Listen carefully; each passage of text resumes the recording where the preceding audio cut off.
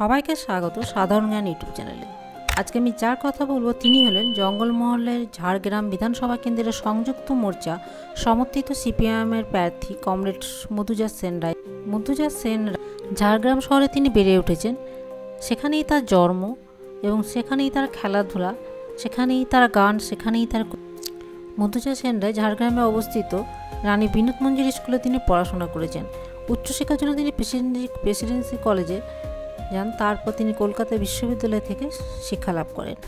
কলকাতা বিশ্ববিদ্যালয়ে তিনি 2008 সালে স্নাতকোত্তর এবং এমফিল ও 2006 সালে কলকাতা বিশ্ববিদ্যালয় থেকে দ্বিতীয় শ্রেণীতে এমএ এবং 2008 সালে কলকাতা বিশ্ববিদ্যালয় থেকে তিনি দ্বিতীয় শ্রেণীতে বিএ অনার্স পাশ করেন। মধুজা সেন রায় প্রেসিডেন্সি কলেজে পড়ার সময় তার ছাত্র আন্দোলনের হাতেখড়ি। একদিকে তিনি যেমন এসএফআই করতেন, তেমনি অন্যদিকে তিনি তার পড়াশোনাও চালিয়ে যান। তিনি কলকাতা বিশ্ববিদ্যালয়ে ছাত্র আন্দোলনে দেশের ছাত্র আন্দোলন এবং এরপর তিনি ভারতের মার্ক্সবাদী পার্টির সদস্যও লাভ করেন। পার্টির সর্বক্ষণের কর্মী হিসেবে তার জীবন তিনি বেছে নেন। চাচা চলা বক্তব্যের অধিকারী মধুজা সেন রায়